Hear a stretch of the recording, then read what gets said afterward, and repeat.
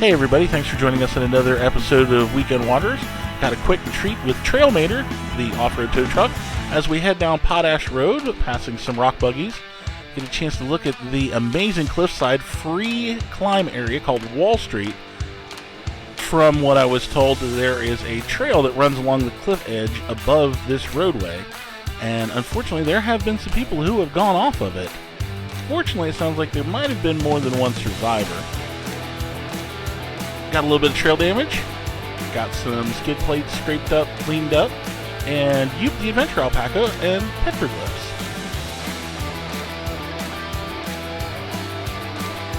It took me a little bit to realize that these petroglyphs were about 15-20 feet off the ground. I couldn't figure out how they had gotten up there. They cleared the roadway with bulldozers when they paved it. Here we ended up a poison spider, and I didn't know that there are dinosaur tracks. Got all the way to the top. So cool, so amazing, and that hike was horrible. Here we go along Colorado River. We're on the other side of the road that we were at when we did Chicken Corners.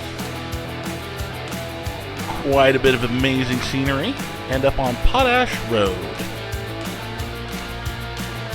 This was a little rough. The Potash drying ponds were just phenomenal to see them up close after having seen them from Hurrah Pass on the other side of the Colorado River earlier this week.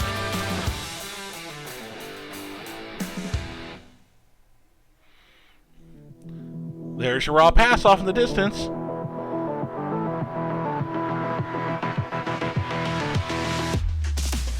Nice big open area.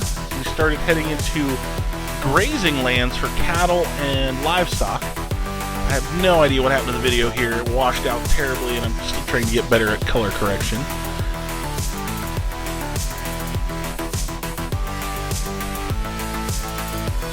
Apparently you have to use an alpaca to get the correct color coordinations in the desert.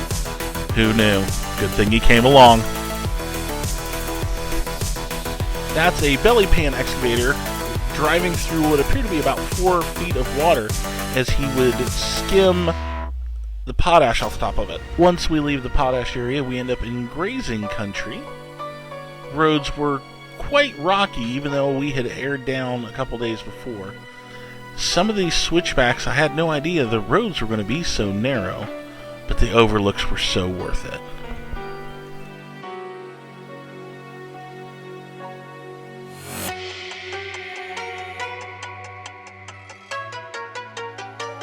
As we follow the road around, we got some gorgeous horseshoe bends of the Colorado River. Amazing, amazing blue skies as we head into Canyonlands. Now, Canyonlands, you do need to have a pass to get into. Fortunately, we had already purchased our all-season pass, so we weren't concerned if we had gotten stopped by a ranger. Started to see significantly more traffic as we headed up out of Potash grazing lands up into Schaefer Pass switchbacks. I was misled.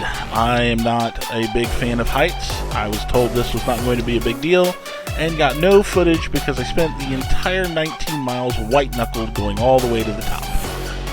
I was glad to be done. Now that it's been some time since I've been there, would I do it again? Yes. Mesa Arch, absolutely beautiful. Quick, short little walk. Parking lot was amazing.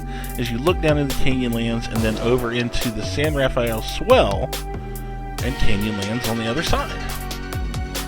We were told this was going to be a very nice road, and the guys at St. Danes did not lie one bit. Long Canyon Road turned out to be an absolute gem of the trip. Definitely top 5 roads that I took. I'm not sure that I would want to try to climb this road in wet conditions, but coming down it, the views around every single corner were just spectacular, and it really didn't even take in the full effect until I started editing this. We crawled down some flat, wide, fun, not barely even technical roadways. I wish the color had come out on this section a little bit better. The deep reds were just gorgeous.